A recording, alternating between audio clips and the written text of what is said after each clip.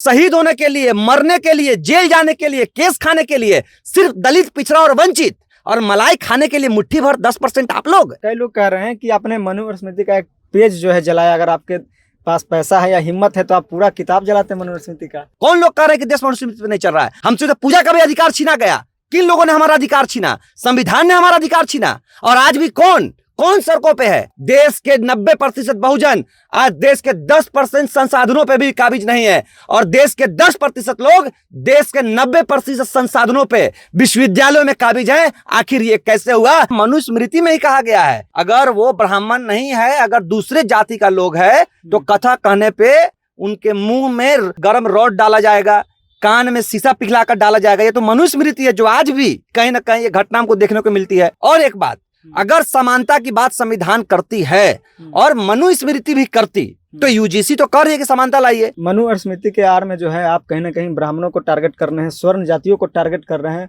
उन्हें जो है अपमान करने का काम कर रहे हैं। मैं तो विश्वनाथ प्रताप सिंह जी के बारे में कहता हूं, जाति से राजपूत थे, पूर्व प्रधानमंत्री। मैं तो उनको भगवान की तरह देखता हूं, मैं उनको बहुजन नायक के तौर पर देखता हूं। मैंने कहा उनके खिलाफ कभी एक शब्द बोला? मनु और स्मृति जलाने को लेकर इन दिनों काफी विवाद जो है चर्चा का विषय बना हुआ है। देखिए, हमारे साथ पटना यूनिवर्सिटी के पूर्व छात्र अध्यक्ष मनीष यादव जी हैं।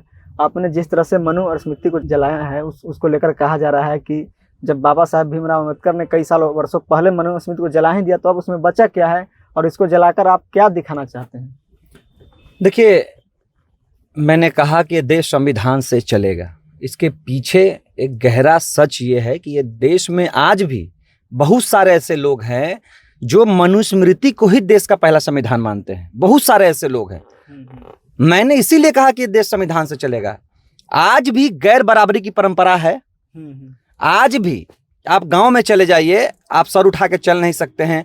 आज भी विश्वविद्यालय में चले जाइए, जाति सूचक आपको बातें कही जाती है। आज भी कई जगहों पे आप स्वर्ण समाज के लोगों के साथ उठ बैठ नहीं सकते, उनमें घृणित मानसिकता है। ये कहाँ से आई?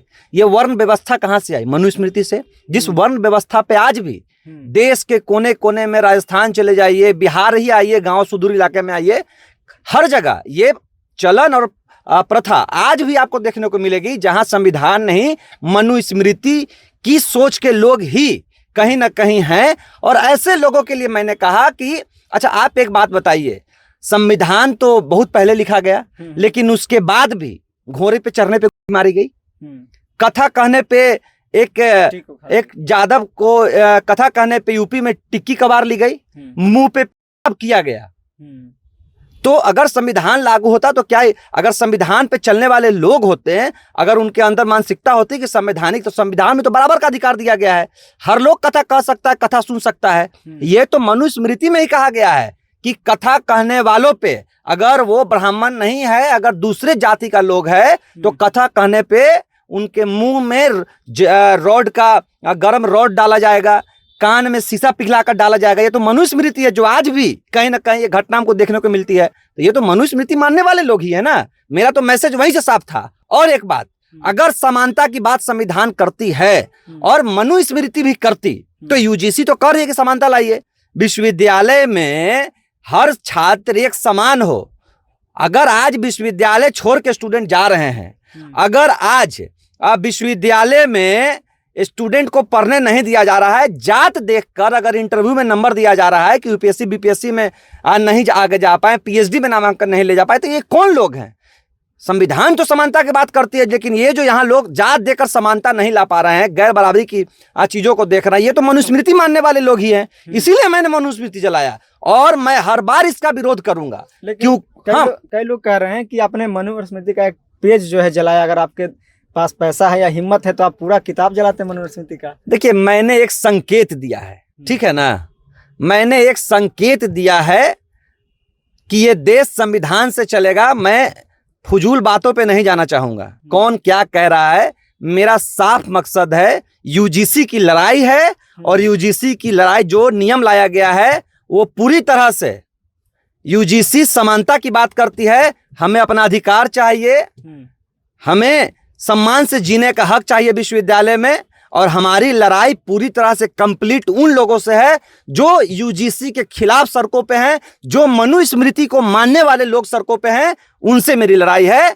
और हम ये लड़ाई अंतिम तक जारी रखेंगे। लेकिन कई लोगों का कहना है कि यूजीसी मनु और स्मृति के आड़ में जो है आप कहीं ना कहीं ब्राह्मणों को टारगेट कर रहे हैं, स्वर्ण जातियों को टारगेट कर रहे हैं, उन्हें जो है अपमान करने का काम कर रहे हैं। ब्राह्मणवादी व्यवस्था को मैं टारगेट कर रहा हूं, ब्राह्मणवादी विचार को मैं टारगेट कर रहा हूं, और उन तमाम लोगों को मैं कहना चाहता हूं कि जो संविधान के खिलाफ है, जो बहुजनवादियों के खिलाफ है, जो समानता के खिलाफ है, जो हमारा अधिकार छीनना चाहता है, जो नहीं चाहता है आज देश की 80% ओबीसी आबादी, बहुजन आबादी, आज भी 60% विश्वविद्यालयों में आप देखिए 70% एक ही जात के लोग प्रोफेसर हैं।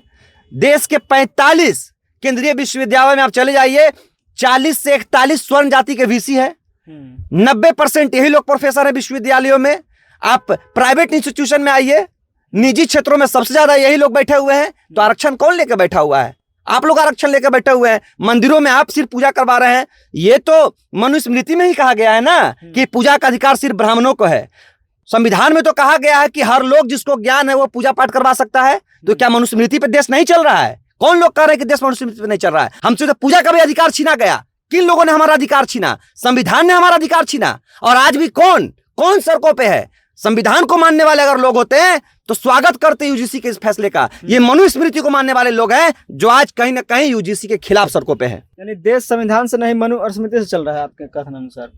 चल, अरे भाई चलेगा कैसे? मानने वाले लोग हैं। मैं ये कह रहा हूं कि मानने वाले लोग हैं, जिनको जहां मौका मिल रहा है वहां संविधान को ये लोग दरकिनार कर रहे हैं। अब यूपीएससी का इंटरव्यू में जाइए, जिनके अंदर मनुवाद बैठा हुआ है, मनुस्मृति बैठा हुआ है, संविधान ने क्या कहा कि जो जिस लायक है उसको नंबर दीजिए। अगर वो ज्यादा पढ़ा लिखा है, दूसरे से ज्यादा अच्छा जवाब दे रहा है तो उसको नंबर दीजिए। लेकिन यूपीएससी बोर्ड में क्या होता है? जाति देख लिया, मिश्रा लगा हुआ है, शर्मा लगा हुआ है, सिंह लगा हुआ है, आप उसको जाति देख के नंबर दे रहे हैं। तो ये तो मनुस्मृति ही कहती है, संविधान तो ये कहता नहीं है। और ऐसे करने वाले लोग संविधान को कहां से मान रहे हैं? ये तो मनुस्मृति को ही मान रहे हैं। हम तमाम वैसे लोगों के साथ हैं, वो ब्राह्मण ही क्यों ना हो, राजपूत ही क्यों ना हो, कोई भी जाति के लोग क्यों ना हो, जो संविधान में अपनी आस्था रखते हैं, जो चाहते हैं कि देश के विश्वविद्यालयों में समानता आए, जो चाहते हैं कि यूजीसी रेगुलेशन लागू हो, मैं उनका पूरी तरह से सम्मान करता हूं। मैं तो विश्वनाथ प्रताप सिंह जी के बारे में कहता हूं, जाति से राजपूत थे, पूर्व प्रधानमंत्री। मैं तो उनको भगवान की तरह देखता हूं, मैं उनको बहुजन नायक के तौर पर देखता हूं। मैंने कहा उनके खिलाफ कभी एक शब्द बोला? हम लोग उनकी पूजा करते हैं। 27% रिजर्वेशन मंडल आयोग की उन्होंने फाइल को आगे बढ़ाया, उन्होंने लागू किया। हम लोग कहां स्वर्ण के विरोधी हैं भाई? हम लोग कैसे स्वर्ण के विरोधी हो जाएंगे? हाँ, बिल्कुल, मैं विचारधारा का विरोध करता हूं, मैं व्यवस्था का विरोध करता हूं, मैं मनुवादी सोच का विरोध करता हूं, और तब तक करता रहूंगा जब तक इन लोगों के दिमाग में ये रहेगा कि ये शूद्र है तो नीचे बैठेगा, ये शूद्र है तो हमारे साथ खाना नहीं खाएगा, ये शूद्र है तो ये हमसे दूर रहे। इस तरह की जब तक कुंठित व्यवस्था और दिमाग में इनके रहेगी तब तक मैं इनके खिलाफ हूं। लेकिन अब पटना यूनिवर्सिटी के कॉलेज में देख रहे हैं कि बैनर पोस्टर साटे गए हैं, जहां पे लिखा गया है, कहा जा रहा है कि बैकवर्ड और मुस्लिम समाज को लड़ाया जा रहा है। सरियावाद जिंदाबाद, अम्बेडकरवाद जिंदाबाद, ऐसे कई तरह के नारे, पटेलवाद जिंदाबाद, इस तरह के जो है बैनर पटना यूनिवर्सिटी के कॉलेज में लगाया गया। नहीं तो अच्छा, एक बात बताइए, मैं इनसे पूछना चाहता हूं कि आज तो लड़ाई मुसलमानों से कहां है? आज तो लड़ाई चंद उन लोगों से है जो हिंदुत्व का ठेकेदार बनके सारा ठेका इन्होंने लिया, ठेका के कमाई को पैसा अर्जित करके अपने पास रख लिया, और हम लोगों को तो मजदूर बना के रखे हिंदुत्ववाद में। हम लोग हिंदुत्ववाद का एक मजदूर थे, तलवार उठाने के लिए, उसमें शहीद होने के लिए, मरने के लिए, जेल जाने के लिए, केस खाने के लिए, सिर्फ दलित, पिछड़ा और वंचित, और मलाई खाने के लिए मुट्ठी भर 10% आप लोग जो हमें हिंदुत्ववाद का ठेका दे रहे थे, जो हमें हिंदुत्ववाद का पाठ पढ़ा रहे थे। कौन मुसलमान कहा कि आप घोड़ी नहीं चढ़िएगा? कौन मुसलमान कहा कि आप हमारे मटके से, आप हमारे नदी से, आप हमारे कुएं से पानी नहीं पीजिएगा? किस मुसलमान ने कहा कि तुम शिक्षा ग्रहण नहीं कर सकते हो? बताओ, किस मुसलमान ने कहा हमसे कि तुम हमारी बराबरी में नहीं बैठ सकते हो? लेकिन कहा जा रहा है कि अगर मनु और स्मृति नहीं होगा तो संविधान के जगह पे जो है सरिया वाली कानून ला दी जाएगा, यानी कि मुसलमान जो है अपना कानून आगे कर देंगे संविधान से भी बढ़कर। भैया, कहाँ सरिया चल रहा है? हिंदू सरिया अपना रहा है क्या? फिर आप लोग भटकाने वाली बात कर रहे हैं। मनीष यादव संविधान को मानने वाला है कि सरिया, और मैं इसकी बात करूंगा।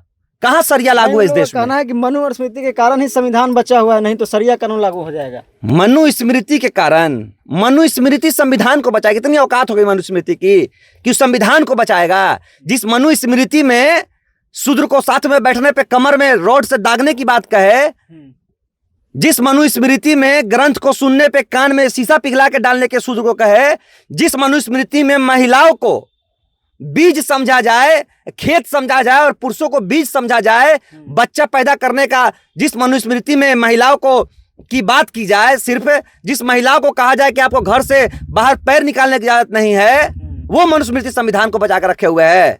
वो मनुस्मृति, ये सब ब्राह्मणवाद का पाठ कहीं और पढ़ाइए आप लोग। देश संविधान से चलेगा।